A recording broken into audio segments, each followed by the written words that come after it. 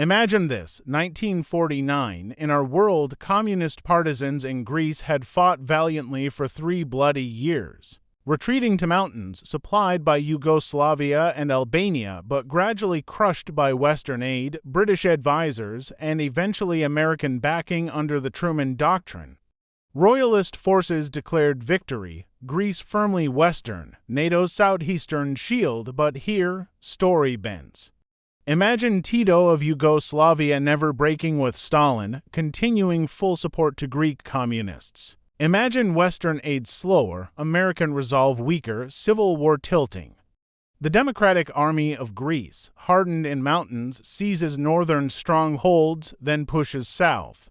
By late 1949, Athens falls not to royalists, but to red flags and marching partisans. Greece becomes first true Soviet satellite in Mediterranean. The shock is immediate. In Athens, instead of parades for monarchy, statues of Lenin unveiled. In Thessaloniki, peasants welcome redistribution of land. In Crete, resistance persists but crushed as communists consolidate. Former royalist officers flee or executed, prisons filled with collaborators. Families divided, some hailing revolution, others mourning sons shot.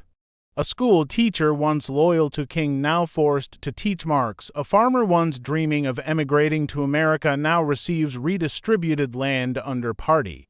For Europe, impact colossal. Greece joining communist camp transforms Cold War geography. No longer a southern outpost of NATO, Aegean becomes Soviet gateway to Mediterranean.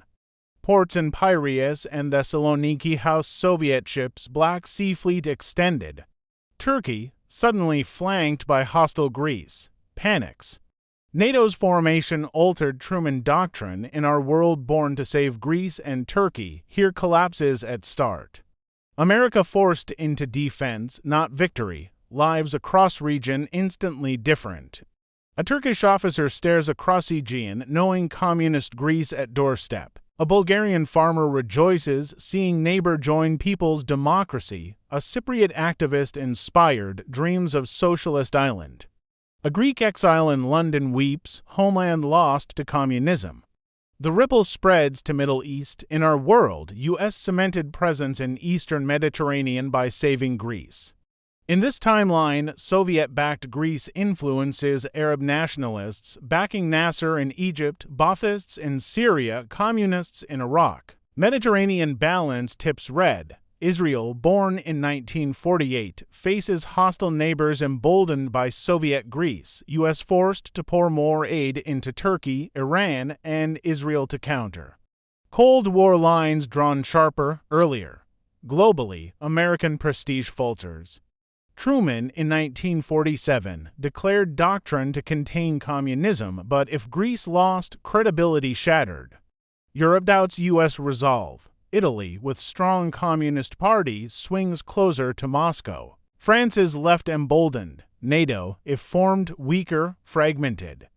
Stalin grins, having secured not only Eastern Europe but Mediterranean prize. For Greek people, everyday life reshaped, education Sovietized, children taught Marxist-Leninist theory. Orthodox Church suppressed, though never fully destroyed, priests forced underground.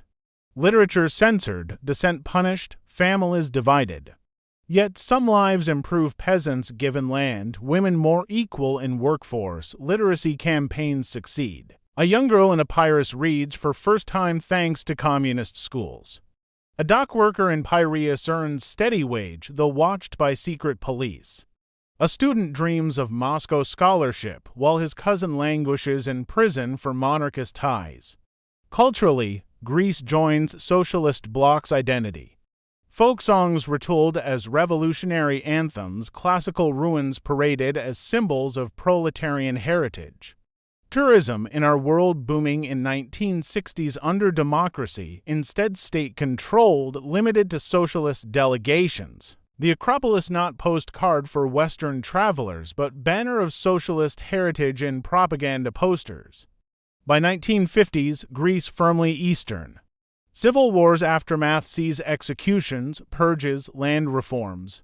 Resistance persists, but crushed with Soviet advisors.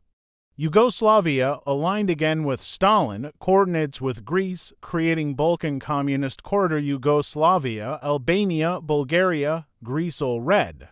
Iron Curtain now stretches from Baltic to Aegean, unbroken. For Turkey, nightmare realized. Surrounded by communists, pressured to join West faster, NATO membership accelerated. US pours weapons into Ankara, building bases, nuclear missiles stationed earlier. Turkey militarized, authoritarian, fearful. Greek-Turkish rivalry, already tense, turns ideological. Communist Greece versus capitalist Turkey, Cold War border running through Aegean. Cyprus crisis erupts earlier, bloodier, with both powers backed by superpowers. Lives again altered. A Cypriot farmer finds himself pawn in great game, torn between Red Greece and NATO Turkey. A Greek soldier trains in Soviet tank corps, dreaming of defending socialism against imperialists. A Turkish fisherman avoids Aegean waters, fearing patrols. By 1960s, Cold War Mediterranean aflame. Soviet ships in Piraeus threaten NATO, U.S. Sixth Fleet constantly shadowed. Middle East wars influenced heavily. Greece sends advisors to Egypt in Six-Day War, backs Palestinian militants. NATO presence in region larger, tensions higher. Domestically, Greece struggles. Communist regimes often deliver stability but stagnation. Economy lags, tourism weak, industry nationalized but inefficient. Youth restless, secret police oppressive, dissent silenced. Families whisper at dinner tables, radios tuned secretly to Western broadcasts. Yet national pride high, no foreign king, no Western domination, instead claim of sovereignty under socialism. In 1970s, Greece integrated fully into Warsaw Pact, missiles stationed, Soviet bases secure, NATO constantly pressured. Détente fragile, Mediterranean flashpoint worse than Berlin. A Greek farmer in Thessaly receives tractor from USSR, proud but resentful of shortages. A student in Athens chants in solidarity with Vietnam, unaware cousins abroad dream of Western genes. By 1980s, cracks show. Soviet bloc stagnates, Greece among weakest economies. Corruption spreads, black markets thrive, youth frustrated. But unlike Hungary or Poland, Greece's geographic importance makes Soviet Union cling tightly. Riots suppressed brutally, reforms blocked.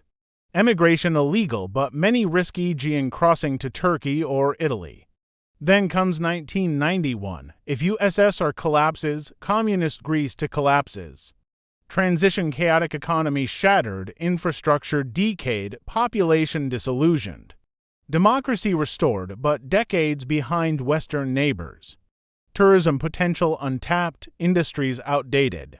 Greece poorer, less integrated, struggling through 1990s. Balkans war around Yugoslavia worse, Greece destabilized, refugees pouring.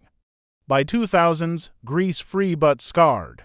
No EU membership in 1981, no Euro adoption in 2001, economy decades delayed, diaspora larger, homeland weaker. Instead of financial crisis in 2010s, Greece already fragile, surviving post-communist turmoil. People nostalgic for stability. Resentful of lost decades, would this world be better? For communists, perhaps dream of socialist Greece realized.